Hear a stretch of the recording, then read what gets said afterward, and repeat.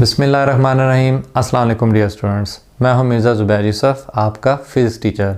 आज हम inter part 1 physics chapter 4 work and energy का टॉपिक एब्सोल्यूट पोटेंशियल एनर्जी करेंगे। ये एक इंतहाई इम्पोर्टेंट लॉन्ग क्वेश्चन है और कई दफ़ा एग्ज़ाम्स में एज अ लॉन्ग क्वेश्चन आ चुका है। तो इस लॉन्ग क्वेश्चन की तरफ जाने से पहले हम एक एक्सरसाइज का शॉर्ट क्वेश्चन देखते हैं, दैट इज़ 4.6। इस शॉर्ट क्वेश्चन में हमारे पास एक बॉल जिसका मास m है, उसको टेबल से एक ख़ास हाइट h1 पर रखा गया है, जबकि जो टेबल टॉप है उसकी ज़मीन से जो हाइट है डैट इज़ h2। अब हमारे पास यहाँ पर दो स्टूडेंट्स हैं। एक स्टूडेंट कहता है कि इस मास की जो पोटेंशियल एनर्जी है डैट इज़ mgh1, मतलब उसने टेबल टॉप से उस मास तक की हाइट को लिया है, इस वजह से mgh1 उसने कहा। जबकि एक और स्टूडेंट है, वो कहता है इसकी जो पोटेंशियल एनर्जी है इस मास की that is mgh1 plus h2, मतलब उसने ज़मीन से लेके उस बॉल तक की हाइट को कंसीडर किया जो कि सम है h1 और h2 का। अब क्वेश्चन ये है कि इन दोनों स्टूडेंट्स में से कौन सा स्टूडेंट करेक्ट है। तो अगर स्टूडेंट 1 की बात की जाए जिसने h1 को कंसीडर किया है, उसने एक्चुअली जो टेबल टॉप है उसको रेफरेंस पॉइंट लिया हुआ है, स्टार्टिंग पॉइंट लिया हुआ है, तो उसके रेफरेंस पॉइंट के लिहाज से उसने बिल्कुल ठीक पोटेंशियल एनर्जी मालूम की है। जबकि जो दूसरा स्टूडेंट है जो ज़मीन को रेफरेंस पॉइंट कंसीडर कर रहा है, तो उसने भी पोटेंशियल एनर्जी बिल्कुल ठीक मालूम की है जो कि mgh1 प्लस h2 है। यहाँ पर अब जो चीज़ समझने वाली है वो ये कि हमारे पास जो पोटेंशियल एनर्जी होती है वो डिपेंड कर रही होती है कि आप किस पॉइंट के लिहाज से फाइंड आउट कर रहे हैं, जिसको हम रेफरेंस पॉइंट कहते हैं। तो रेफरेंस पॉइंट को इस टॉपिक में भी बार बार डिस्कस किया जाएगा। तो इस लेक्चर के बिल्कुल लास्ट में मैं आपको रेफरेंस पॉइंट को डिटेल से समझाऊंगा, ठीक है। फ़िलहाल हम फोकस करते हैं अपने इस लॉन्ग क्वेश्चन पर, उसकी क्या रिक्वायरमेंट है कि हमारे पास मैक्सिमम मार्क्स आ सकें। तो सबसे पहले आपने इसकी डेफिनेशन लिखने के हमारे पास जो एब्सोल्यूट पोटेंशियल एनर्जी या एब्सोल्यूट ग्रेविटेशनल पोटेंशियल एनर्जी है वो होती क्या है। Absolute gravitational potential energy of an object at a certain position is the work done by gravitational force in displacing the object from that point to infinity where the force of gravity become zero. अब हमने एक formula पढ़ा हुआ है जी potential energy का, that is mgh। तो जब हमारे पास ऑलरेडी एक फार्मूला था पोटेंशियल एनर्जी का, तो हमें एक और फार्मूला की क्यों ज़रूरत पड़ी जिसका नाम बना एब्सोल्यूट ग्रेविटेशनल पोटेंशियल एनर्जी। पहले तो इस चीज़ को समझते हैं। तो कम हाइट्स के लिए हमारे पास ये फार्मूला बिल्कुल करेक्ट है और हमें बिल्कुल एग्जैक्ट आंसर देता है पोटेंशियल एनर्जी का। लेकिन अगर हमारे पास हाइट बहुत ज़्यादा हो जाए, लेट्स से हम माउंट एवरेस्ट पर चले जाते हैं जहाँ पर हमारे पास ग्रेविटेशनल फील्ड और ग्रेविटेशनल फोर्स ज़मीन की सरफेस जितनी नहीं रहती, तो वहाँ पर हमारे पास ये जो फार्मूला एग्जैक्ट आंसर नहीं देगा। तो इस वजह से हम एक ऐसा फार्मूला पढ़ेंगे जो एब्सोल्यूट वैल्यू देगा, हमें बिल्कुल करेक्ट वैल्यू देगा किसकी, पोटेंशियल एनर्जी की, और किसी भी पॉइंट पर, ठीक है।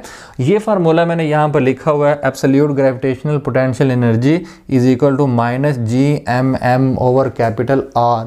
हमने इसी रिलेशन को आज डिराइव करना है। तो यहाँ पर आपको ये एक डायग्राम नज़र आ रही है, ठीक है। इस डायग्राम के अंदर आपको ये जो मैंने ब्लू और ग्रीन कलर की ड्रा किया, डैट इज़ योर अर्थ, ये आपका प्लेनेट अर्थ है, ठीक है। हमारे पास ये एक पॉइंट है, ये इनिशियल पॉइंट है, ठीक है। इस पॉइंट का नाम मैंने रख दिया 1। हमने एक बॉडी को जिसका मास m है उसको यहाँ से उठा के ना इनफाइनाइट फासले पर लेके जाना है, जिसको मैंने नाम दे दिया है n का, ठीक है। तो वो जो वर्क होगी उस बॉडी को यहाँ से उठा के उस इनफाइनाइट फासले पर लेके जाने के लिए, जहाँ पर जाके ग्रेविटेशनल फील्ड ज़ीरो हो जाती है, वो वर्क एक्चुअली हमारे पास किसके इक्वल होगी, एब्सोल्यूट ग्रेविटेशनल पोटेंशियल एनर्जी के। तो ये डेफिनेशन हमें यही बता रही है कि किसी भी पोजीशन पर, पॉइंट पर एक बॉडी की, एक ऑब्जेक्ट की जो एब्सोल्यूट ग्रेविटेशनल पोटेंशियल एनर्जी है वो बराबर होगी वर्क डन के, ठीक है, जो कि ग्रेविटेशनल फोर्स करेगा उस पर, डिस्प्लेसिंग द ऑब्जेक्ट। हम जब उस ऑब्जेक्ट को डिस्प्लेस करेंगे, मूव करवाएंगे from that point, for example ये वो पॉइंट 1 है, यहाँ से हमने उसको मूव कराना है टू इन्फिनिटी, कहाँ पर लेके जाना है, इन्फिनिटी पर, where the force of gravity become zero. तो हम जानबूझ के अपना जो रेफरेंस पॉइंट होते हैं ना वो कंसीडर करते हैं जहाँ पर हमारे पास ग्रेविटेशनल फील्ड या फोर्स ज़ीरो हो जाता है। ठीक है, अच्छा अब स्टार्ट कहाँ से करेंगे, इसी फार्मूला से कि हमारे पास जो पोटेंशियल एनर्जी थी लोअर हाइट पर या सर्टेन हाइट पर, वो इस फार्मूले के अकॉर्डिंगली इसके मुताबिक बिल्कुल ठीक आ रही थी। लेकिन जब हम बहुत ज़्यादा हाइट पर चले जाते हैं जहाँ पर ग्रेविटेशनल फोर्स कांस्टेंट नहीं रहता, तो वहाँ पर ये फार्मूला काम नहीं करता। हमारे पास जैसे जैसे हाइट बढ़ती जाती है हमारे पास जो ग्रेविटेशनल फोर्स है उसकी वैल्यू कम होती जाती है। हमने ये फार्मूला पढ़ा हुआ है, that is F G is equal to G M over R square. तो हमें यहाँ से पता चल रहा है कि हमारे पास फोर्स और डिस्टेंस दोनों एक दूसरे से इन्वर्सली प्रोपोर्शनल है। तो ज़मीन के सेंटर से जितना ज़्यादा फासला इंक्रीज़ होता जाएगा हमारे पास ग्रेविटेशनल फोर्स उतना कम होता जाएगा।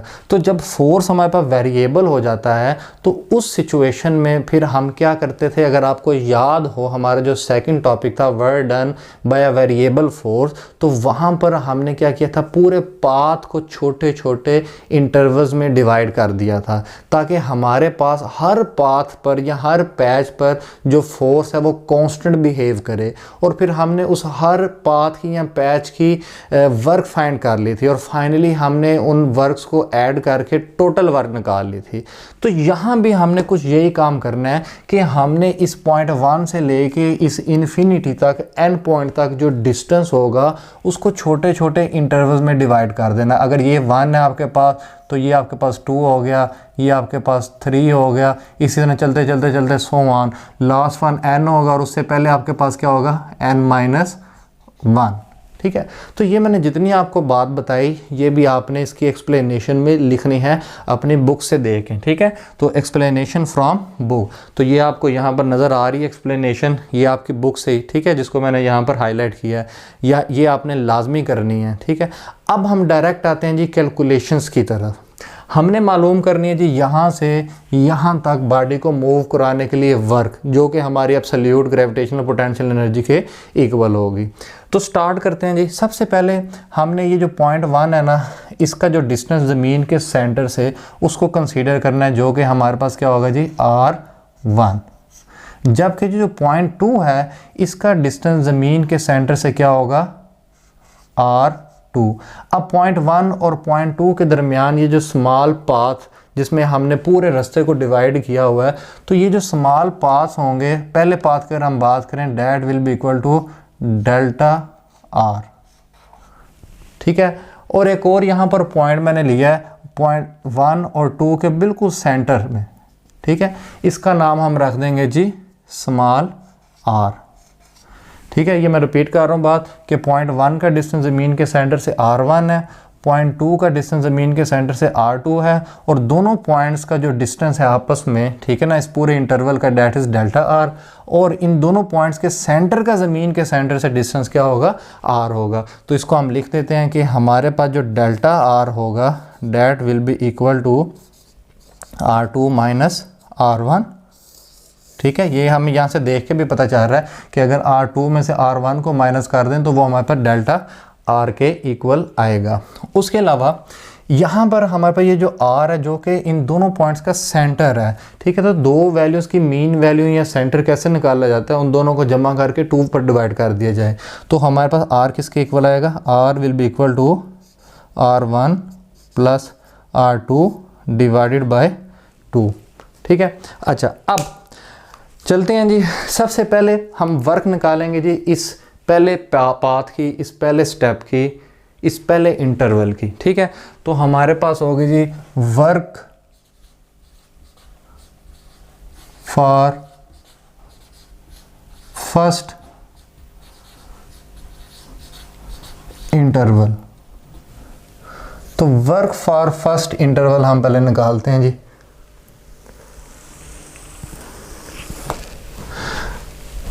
That work will be equal to 1 to 2 which is equal to f dot distance। अब जो हमारे पास डिस्टेंस है इन दोनों पॉइंट्स के दरमियान डेट इज डेल्टा r। अब हम इस डॉट प्रोडक्ट को अगर ओपन करके लिखें तो हमारे पास F delta R into cos theta.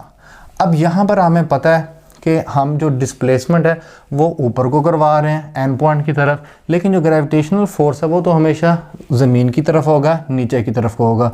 तो एक डिस्प्लेसमेंट ऊपर को है जबकि फोर्स नीचे को है, तो आपके पास जो एंगल होगा डैट विल बी 180 डिग्री, और cos 180 डिग्री बराबर होता है -1 के। ठीक है, तो ये आपके पास F delta R cos 180 degree, तो यहाँ से आपके पास बन जाएगा जी -f इंटू डेल्टा आर।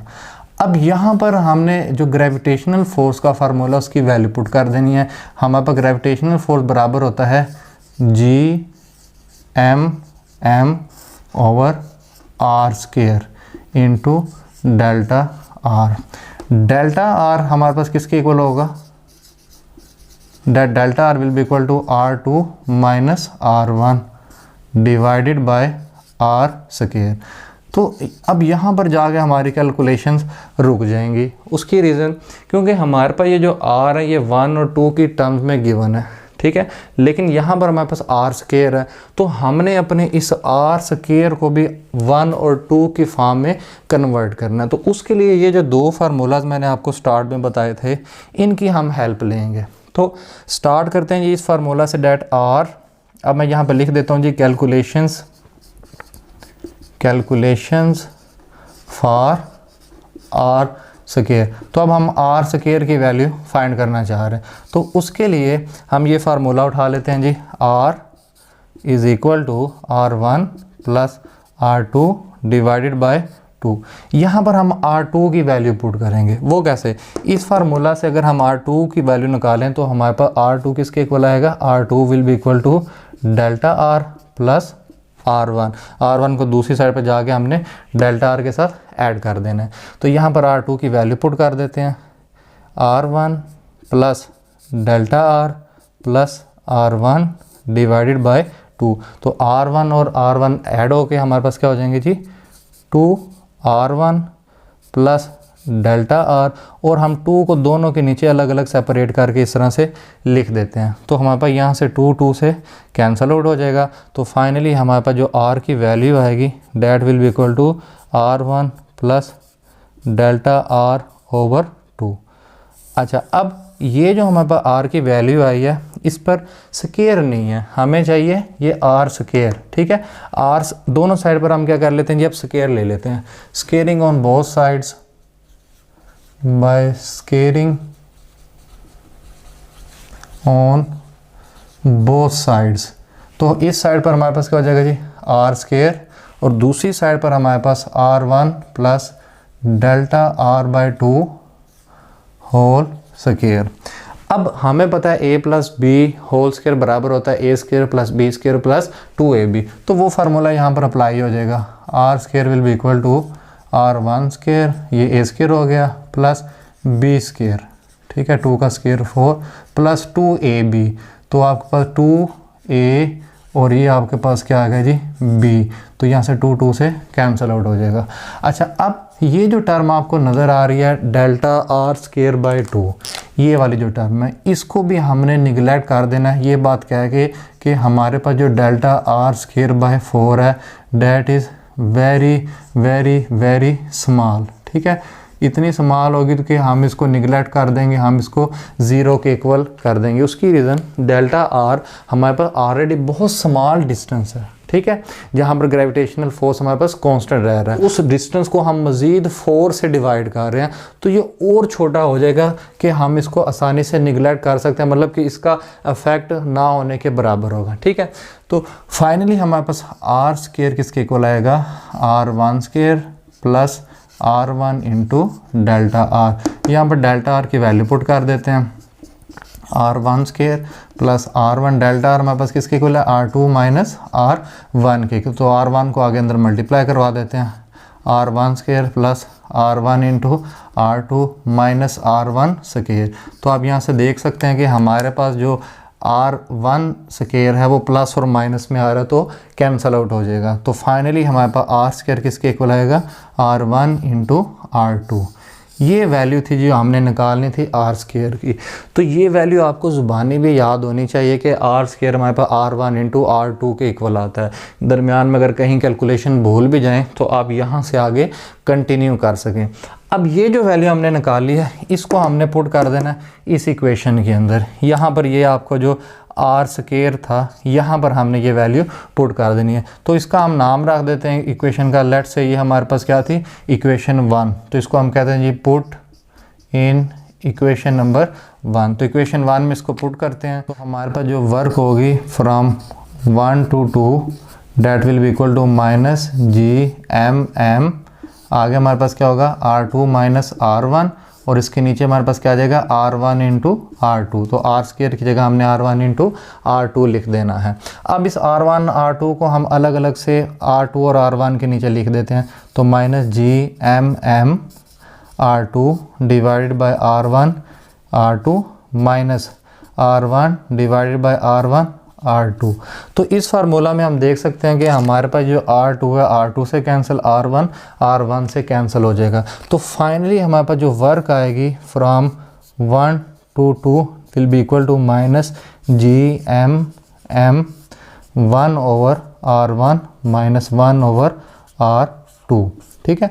अब इसमें ये G ग्रेविटेशनल कांस्टेंट हमने पढ़ा है, M कैपिटल जो मास ऑफ अर्थ है and small m is the mass जो बॉडी का जिसको हम मूव करवा रहे हैं, डिस्प्लेस करवा रहे हैं from that point 1 to point M। अच्छा, अब इसी रिलेशन को देखते हुए जो हमने 1 से 2 का निकाला है, हम कह सकते हैं कि सिमिलरली हमारे पास जो वर्क होगी from 2 to 3 will be equal to minus GMM 1 over R2 minus 1 over R3। ठीक है, 2 3 2 3, जिस तरह यहाँ पर 1 2 था 1 2, यहाँ पर 2 3 और 2 3। सिमिलरली हम इससे नेक्स्ट इंटरवल की भी वर्क फाइंड कर सकते हैं। लेट से 3 to 4 that will be equal to minus GMM 1 over R3 minus 1 over R4। इसी तरह चलते चलते जो लास्ट इंटरवल हमारे पास होगा ये n-1 से n तक का, उसकी वर्क हमारे पास किस तरह से आएगी, work from n-1 to n which will be equal to minus GMM 1 over R n-1 minus 1 over RN। अब हमने तमाम इंटरवल्स की अलग अलग से वर्क फाइंड आउट कर ली। हमें चाहिए टोटल वर्क। तो टोटल वर्क हम किस तरह से निकालेंगे, that W total will be the sum of work from point 1 to point 2 plus work from point 2 to point 3 plus work from point 3 to point 4, चलते चलते चलते एंड लास्ट में आपके पास क्या होगी, work from n-1 to n। अगर हम देखें हमारे पे जितनी भी ये वर्क थी हर इंटरवल की, उसमें माइनस GMM आ रहा है, minus GMM minus GMM minus GMM minus GMM। तो जब हम इनका सम लेंगे कि क्वेश्चन की फॉर्म में, तो माइनस GMM को हम सेपरेट कर लेंगे, उसको हम कॉमन ले लेंगे। ठीक है, तो टोटल वर्क में हम कह देते हैं कि हमारे पास जो माइनस GMM होगा ये कॉमन आ जाएगा। यहाँ पर हमने एक ब्रैकेट लगाई और जो अंदर वैल्यूज़ होंगी 1 over R1 minus 1 over R2, इनको हम इसी तरह से लिख देते हैं 1 over R1 minus 1 over R2 plus 1 over R2 minus 1 over R3 plus dot dot dot dot, last में हमारे पास क्या होगा 1 over Rn minus 1 minus 1 over Rn। तो यहाँ पर हम ब्रैकेट क्लोज कर देते हैं। तो अगर आप देखें यहाँ पर मैंने प्लस का साइन लगाया हुआ है। ठीक है, ये जो प्लस का साइन आ रहा है इस वजह से आ रहा है क्योंकि हमारे पास हमने माइनस को भी कॉमन निकाला हुआ है। अदरवाइज़ अगर सबके साथ आता माइनस GMM तो यहाँ पर माइनस आना था, लेकिन माइनस GMM कॉमन आ गया जिसकी वजह से यहाँ पर प्लस आएगा। तो अगर हम इस ब्रैकेट को, जो अंदर वाली ब्रैकेट्स हैं, इनको ओपन कर दें, क्योंकि ज़ाहिर बाहर प्लस है तो अंदर कोई साइन चेंज नहीं होने। तो आप देख सकते हैं कि हमारे पास ये जो -1/r2 है और +1/r2 है, ये दोनों एक दूसरे से क्या हो रहे हैं, कैंसिल आउट हो रहे हैं। इसी तरह चलते चलते अगर हम तमाम ब्रैकेट्स को ओपन कर दें तो हमारे पास जो अंदर वाली टर्म्स होंगी वो सारी की सारी कैंसिल आउट हो जाएंगी। ये जो 1/rn-1 है, इससे पहले क्या आ रहा होगा, 1/rn-1 में आ रहा होगा, ठीक है ना, ये प्लस में, और इससे पहले क्या आ रहा होगा, 1/rn-1, तो वो दोनों एक दूसरे के साथ क्या हो जाएंगे, कैंसल आउट हो जाएंगे, ठीक है। तो फाइनली हमारे पास जो चीज़ बचेगी, that total work will be equal to -GMM 1/r1 -1/rn, ठीक है। ये अब हमारे पास जो वर्क आ रही है, ये बॉडी को यहाँ से यहाँ तक मूव करवाने के लिए, फ्रॉम पॉइंट 1 से लेके इनफाइनाइट n पॉइंट तक की हमारे पास वर्क आ रही है। लेकिन अगर हमें कहा जाए कि सिंगल पॉइंट की वर्क फाइंड की जाए, जिसको हम कहेंगे एब्सोल्यूट वर्क, ठीक है, या एब्सोल्यूट पोटेंशियल एनर्जी, या हम ये भी कह सकते हैं कि वर्क एट पॉइंट 1, तो उसके लिए हम क्या करेंगे, जो हमारा nth पॉइंट है उसको हम इनफाइनाइट पर कंसीडर करेंगे, इन्फिनिटी पर, जैसा कि हमने स्टार्ट में भी बताया, डेफिनेशन के अंदर भी। तो हमारे पास इस फार्मूला के अंदर ये जो Rn होगा, that will be equal to infinite, और 1/Rn को हम लिख सकते हैं 1/इन्फिनिटी। तो इन्फिनिटी को जब भी 1 से डिवाइड करेंगे आंसर क्या आएगा, 0। तो हमारे पास ये जो इक्वेशन है जो मैंने यहाँ पे लिखी, लेट से ये आपके पास क्या है, इक्वेशन 2। तो इस इक्वेशन 2 के अंदर हम ये वैल्यू पुट करते हैं, तो हमारे पास जो वर्क आएगी, that will be equal to -GMM 1/r1, इस तरीके से। तो स्टूडेंट्स, इस टोटल वर्क के फार्मूला में जो हमारे पास 1/r1 आ रहा है, इसका ये मतलब है कि हम इस पॉइंट 1 से इन्फिनिटी तक किसी बॉडी को लेके जाने के लिए जो वर्क कर रहे हैं वो इसके इक्वल आ रही है, ठीक है। अब यहाँ पर R1 की जगह R2 भी हो सकता था अगर हम इस सेकंड पॉइंट से इन्फिनिटी तक जाते, इसी तरह R3 भी हो सकता था, ठीक है। तो अगर हम मोर जनरल करें इस रिलेशन को, या फॉर एनी पॉइंट, ठीक है, तो उसके लिए हमारे पास ये फार्मूला कुछ इस तरह से हो जाएगा, फॉर एनी पॉइंट जो हमारे पास टोटल वर्क होगी, that will be equal to WT will be equal to -GMM 1/r, ठीक है। तो ये कोई भी पॉइंट हो सकता है जहाँ से हमने बॉडी को उठा के उस इनफाइनाइट पॉइंट तक लेके जाना है, तो उसकी ये टोटल वर्क हमारे पास आ गई। तो स्टूडेंट्स, जो हमने शुरू में डेफिनेशन की थी एब्सोल्यूट ग्रेविटेशनल पोटेंशियल एनर्जी की, तो वो भी तो हमारे पास उस वर्क के इक्वल ही थी जो कि हम किसी ऑब्जेक्ट के ऊपर कर रहे थे, उसको डिस्प्लेस करने के लिए from that point, from that particular point, like point 1 to infinity, where the gravity become 0। तो ये जो हमारे पास फार्मूला आया, एक्चुअली ये जो वर्क का फार्मूला है, ये एब्सोल्यूट पोटेंशियल एनर्जी के इक्वल है।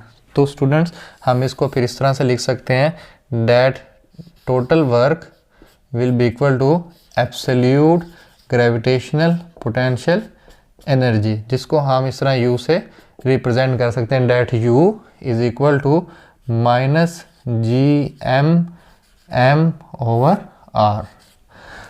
अच्छा स्टूडेंट, ये जो फार्मूला हमारे पास आया जिसके अंदर हमारे पास स्मॉल r है, इसका मतलब ये कि हमारे पास कोई भी पॉइंट है जहाँ से हम बॉडी को मूव करवा रहे हैं, उसका जो ज़मीन के सेंटर से डिस्टेंस है, ये वो पॉइंट हमारे पास क्या r है, ठीक है। लेट्स से जिस तरह ये पॉइंट 1 था, तो इसका ज़मीन के सेंटर से डिस्टेंस क्या था, स्मॉल r।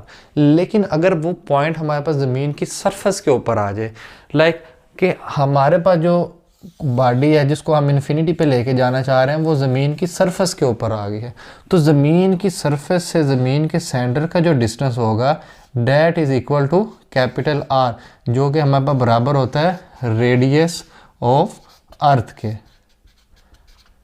ठीक है। तो हम कह सकते हैं कि absolute gravitational potential energy at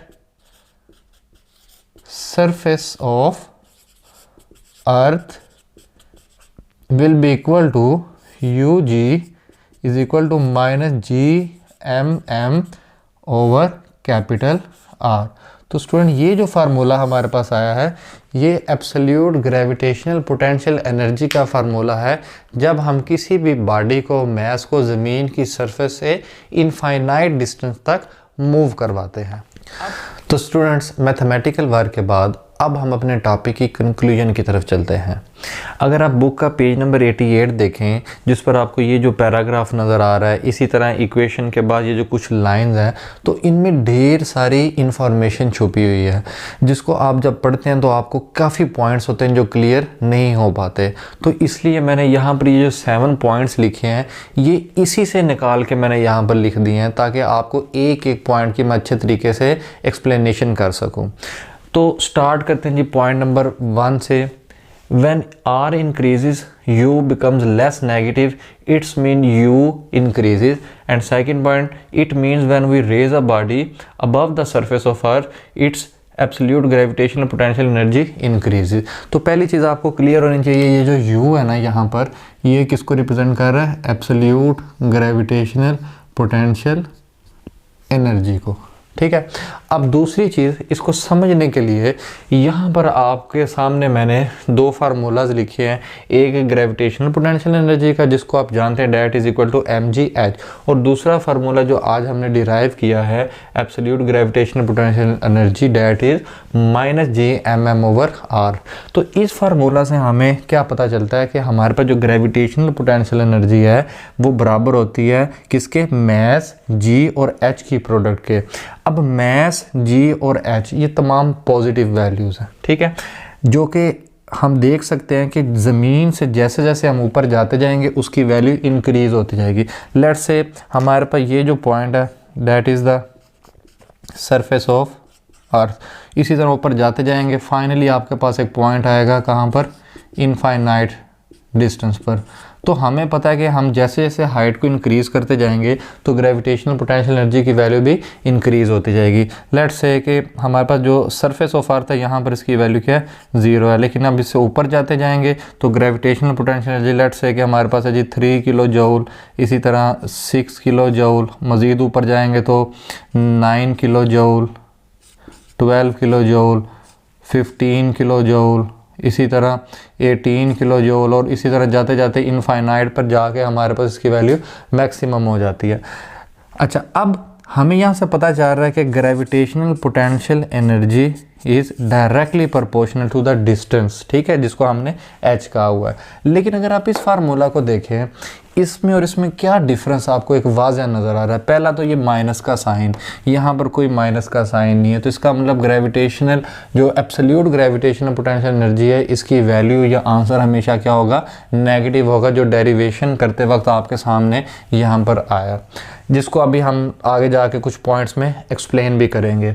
अच्छा, अब अगर आप यहाँ पर देखें कि ये जो एब्सोल्यूट ग्रेविटेशनल पोटेंशियल एनर्जी का फार्मूला है ये डिस्टेंस पर डिपेंड कर रहा है लेकिन इनवर्सली ये डायरेक्टली प्रोपोर्शनल है डिस्टेंस से, जबकि ये इनवर्सली प्रोपोर्शनल है। इसका मतलब ये हुआ कि अगर हम ज़मीन की सरफेस से ऊपर को जाते जाएंगे इनफाइनाइट पॉइंट तक तो हमारे पास जो एब्सोल्यूट ग्रेविटेशनल पोटेंशियल एनर्जी है उसकी वैल्यू कम होगी। ज़ाहिर है डिस्टेंस बढ़ेगा तो इसकी वैल्यू क्या होगी? कम होगी। दोनों एक दूसरे से क्या इनवर्सली प्रोपोर्शनल है। तो पहले हमारे पास यहाँ पर वैल्यू क्या होगी? ज़्यादा होगी। लेट्स से उसकी मैं वैल्यू कंसीडर कर लेता हूँ जी 18 किलो जूल, फिर कितनी हो जाएगी जी 15 किलो जूल। इसी तरह कम होते होते हमारे पास 12, 9, 6, 3 और इनफाइनाइट पे कहीं जाके इसकी वैल्यू 0 हो जाएगी। तो यहाँ से तो आपको एक क्लियर डिफरेंस नज़र आ रहा है कि ये दोनों फार्मूला एक जैसे नहीं है। एक हमें बता रहा है कि वैल्यू हमारे साथ डिस्टेंस बढ़ने के साथ साथ बढ़ रही है और दूसरा फार्मूला बता रहा है डिस्टेंस बढ़ने के साथ वैल्यू कम हो रही है। लेकिन अगर आप नोट करें यहाँ पर ये जो नेगेटिव साइन है ये आपकी हेल्प करता है और बताता है कि ये दोनों फार्मूलाज बिल्कुल एक जैसे ही हैं। वो कैसे? देखें, अगर हमारे पास वैल्यू सारी की सारी नेगेटिव हों, जो कि हमें फार्मूला बता रहा है कि हमारे पास एब्सोल्यूट ग्रेविटेशनल पोटेंशियल की जो वैल्यू है वो क्या होगी, नेगेटिव होगी। तो आप खुद बताएं कि हमारे पास ऊपर को वैल्यूज़ बढ़ रही हैं कि कम हो रही है। यस, हमारे पास वैल्यूज़ इंक्रीज़ हो रही हैं। क्यों? क्योंकि -3 जो है -18 से बड़ा होता है। तो दोनों फार्मूला में एक चीज़ क्लियर होगी कि डिस्टेंस बढ़ने के साथ जब ज़मीन से आप ऊपर जाते जाएंगे तो हमारे पास जो पोटेंशियल एनर्जी है उसकी वैल्यू क्या होती जाएगी, ज़्यादा होती जाएगी। ठीक है, अब ये वाले फार्मूला के बारे में ही ये जो 2 पॉइंट्स पहले लिखे हुए हैं, ज़रा इनको फिर देखते हैं। व्हेन आर इंक्रीजेज, आर मतलब ये जो डिस्टेंस है आपके पास, ये आपके पास क्या होगा, इंक्रीज़ होगा। तो आपने डिस्टेंस को क्या करना है, इंक्रीज़ करना है। ठीक है, यू बिकम लेस नेगेटिव, तो आपके पास ये जो वैल्यू देखें डिस्टेंस बढ़ने के साथ साथ वो क्या होती जा रही है, लेस नेगेटिव होती जा रही है। तो इसका मतलब क्या हुआ कि हमारे पास जो एब्सोल्यूट ग्रेविटेशनल पोटेंशियल एनर्जी है उसकी वैल्यू इंक्रीज़ हो रही है। ठीक है, तो ये एग्जैक्ट लाइन आपके बुक में इसी तरह लिखी हुई है। नेक्स्ट पॉइंट में क्या है, it means when we raise a body above the surface of earth its absolute gravitational potential increases. तो यही वाली बात इस पॉइंट के अंदर भी इस तरह से लिखी है, आप देख सकते हैं, ये हाईलाइट मैंने की हुई है। अच्छा, next point number 3, we can choose the surface of earth और the point at infinity as zero potential energy reference, it's mean choice is arbitrary. तो ये लाइन भी आप बुक में देख सकते हैं। इसका क्या मतलब है कि अगर आप नोट करें, हमारे पास जब ज़मीन पर हाइट 0 थी तो वहाँ पर हमारे पास जो ग्रेविटेशनल पोटेंशियल एनर्जी थी वो भी हमारे पास क्या थी, 0 थी। तो हमने ज़मीन की सरफेस को जहाँ पर ग्रेविटेशनल पोटेंशियल एनर्जी 0 है उसको रेफरेंस पॉइंट लिया था और उसके लिहाज से हम अपनी आगे मज़ीद ग्रेविटेशनल पोटेंशियल एनर्जी कैलकुलेट कर रहे थे। लेकिन अगर हम चाहते हैं कि हमारे पास एब्सोल्यूट ग्रेविटेशनल पोटेंशियल एनर्जी इसकी वैल्यू 0 आए, जो कि हमारा रेफरेंस पॉइंट होगा, तो हमारे पास यहाँ पर जो आर है देखें तो ये डिनोमिनेटर में आ रहा है। तो अगर डिनोमिनेटर में हमारे पास इन्फिनिट आ जाए, आर की जगह हम क्या पुट कर दें, इनफाइनाइट, तो 1/इनफाइनाइट आपके पास किसके इक्वल होता है, डेट इज इक्वल टू 0। ठीक है, तो हमारे पास एब्सोल्यूट ग्रेविटेशनल पोटेंशियल एनर्जी के अंदर ये जो इनफाइनाइट पॉइंट है ये हमारे पास क्या होगा, रेफरेंस पॉइंट होगा। तो पॉइंट नंबर 3 में हमें यही चीज़ पता चल रही है, we can choose the surface of earth और द पॉइंट एट इन्फिनिटी। ठीक है, हम सरफेस ऑफ अर्थ को या इन्फिनिट जो पॉइंट है उसको क्या कंसीडर कर सकते हैं, as 0 potential energy reference. The choice is arbitrary. ठीक है, तो आपकी अपनी मर्जी है। तो बेसिकली हम जब ज़मीन पर चीज़ों की मूवमेंट की बात करते हैं ना, तब हम ये फार्मूला mgh वाला यूज़ करते हैं और इस फार्मूला के लिए हम अर्थ की जो सरफेस होती है उसको हम रेफरेंस पॉइंट कंसीडर करते हैं। लेकिन जब हम एस्ट्रोनॉमिकल चीज़ों की बात करते हैं जिनका ज़मीन की एटमॉस्फेयर में आना जाना, जिस तरह हमारे पास रॉकेट्स होते हैं, सैटेलाइट्स होती हैं, तो उस केस में हम जो है ना इनफाइनाइट पॉइंट को अपना रेफरेंस पॉइंट कंसीडर करते हैं। तो लेकिन रेफरेंस पॉइंट कंसीडर करते वक्त बस हमने ये चीज़ ज़हन में रखनी है कि वहाँ पर हमारे पास जो ग्रेविटेशनल पोटेंशियल एनर्जी या एब्सोल्यूट ग्रेविटेशनल पोटेंशियल एनर्जी उसकी वैल्यू कितनी होनी चाहिए, 0 होनी चाहिए। ठीक है, वो ज़मीन की सरफेस पर भी हो सकता है और वो इनफाइनाइट पॉइंट पर भी हो सकता है। ये वाला जो फार्मूला है ये ज़मीन पर सरफेस के लिहाज से है और जो ये वाला फार्मूला है हमारे पास ये इनफाइनाइट पॉइंट को हमने यहाँ पर रेफरेंस पॉइंट कंसीडर किया हुआ है। Next point number 4, although value of absolute gravitational potential energy at any point is negative but change in energy is always positive। तो आप यहाँ पर देख सकते हैं इस फार्मूला में आपके पास जो नेगेटिव साइन आ रहा है इसका मतलब कि हर पॉइंट पर जो एब्सोल्यूट ग्रेविटेशनल पोटेंशियल एनर्जी है उसकी वैल्यू क्या होगी, नेगेटिव होगी। लेकिन change in energy is always positive. तो हमारे पास जो एनर्जी में चेंज आ रहा है, जो इजाफा हो रहा है, वो हमेशा क्या होगा, positive.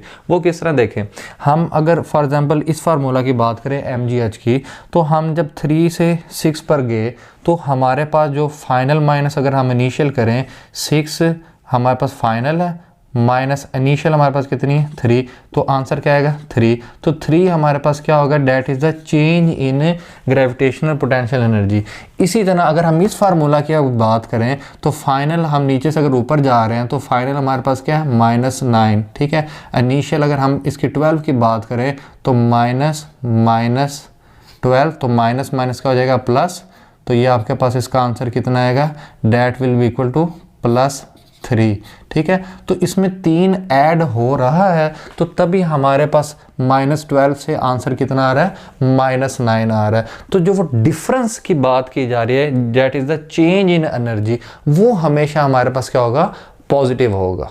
Next students, point number 5 exact आपकी बुक में इसी तरह लिखा हुआ है, the negative sign shows that the earth gravitational field for mass m is attractive. तो अगर हमारे पास अट्रैक्टिव फील्ड होगी उसके लिए हम फार्मूला में नेगेटिव साइन यूज़ करते हैं। ये देखें, ये तो अभी हमने इस नेगेटिव साइन के बारे में काफ़ी बातें डिस्कस की। तो ये एक और बात, तो मैथमेटिक्स के अंदर हम अट्रैक्टिव फोर्स को रिप्रेजेंट करने के लिए नेगेटिव साइन का इस्तेमाल करते हैं, जिसको हम आगे जाके सेकंड ईयर में भी देखेंगे जब हम इलेक्ट्रॉन्स की बात करेंगे जो कि न्यूक्लियस के तरफ अट्रैक्ट होते हैं, तो वहाँ पर हम उनकी जो इलेक्ट्रिक पोटेंशियल एनर्जी होती है उसको नेगेटिव साइन से रिप्रेजेंट करते हैं। Next, absolute gravitational potential energy is 0 at infinity but it is maximum। अब यहाँ पर ये जो पॉइंट बताया गया कि एब्सोल्यूट ग्रेविटेशनल पोटेंशियल एनर्जी हमारे पास क्या होती है जी, 0 हो जाती है, लेकिन ये क्या होती है, मैक्सिमम। वो कैसे, हमें पता है कि जो 0 है वो इन तमाम नेगेटिव वैल्यू से क्या होता है, बड़ा होता है। तो उस लिहाज से हम कह सकते हैं कि यहाँ पर हमारे पास जो एब्सोल्यूट ग्रेविटेशनल पोटेंशियल एनर्जी है उसकी वैल्यू क्या होगी, मैक्सिमम होगी। कहाँ पर, इन्फिनिटी पर होगी, लेकिन वो किसके बराबर होगी, 0 के। तो आप समझते हैं कि 0 तो कम वैल्यू होती है, लेकिन नेगेटिव वैल्यू से वो हमेशा क्या होती है, बड़ी होती है। तो इस वजह से हम कहते हैं कि इन्फिनिटी के ऊपर हमारे पास एब्सोल्यूट ग्रेविटेशनल पोटेंशियल एनर्जी की जो वैल्यू है that is maximum and equal to 0। Next point, ये भी एग्जैक्ट आपके बुक में इसी तरह लिखा है, एब्सोल्यूट ग्रेविटेशनल पोटेंशियल एनर्जी जिसका फार्मूला हमने पढ़ा -Gmm/R। ये जो फार्मूला है ये हमारे पास कहाँ पर आ रहा है, सरफेस ऑफ अर्थ के लिए, ठीक है, जिसमें ये कैपिटल R आ रहा है, बट इट इज़ मिनिमम। लेकिन इसकी ये जो वैल्यू होगी डेट विल बी मिनिमम यहाँ पर इस पॉइंट के ऊपर, ठीक है। तो ये जो फार्मूला हमारे पास है -Gmm/R, इसकी जो वैल्यू होगी डेट विल बी मिनिमम। तो यहाँ पर ये वैल्यू मिनिमम दे रही है और यहाँ पर इसकी वैल्यू क्या होगी, मैक्सिमम होगी। तो स्टूडेंट्स, ये था आज का हमारा टॉपिक जो कि इम्पोर्टेंट लॉन्ग क्वेश्चन है, जिसके अंदर ढेर सारी मैथमेटिकल वर्क है और साथ ही आपने देखा लास्ट में काफ़ी कंसेप्ट वाली भी बातें थी। मज़ीद अगर कोई चीज़ क्लियर नहीं है आप कमेंट सेक्शन में भी पूछ सकते हैं। अल्लाह हाफिज़।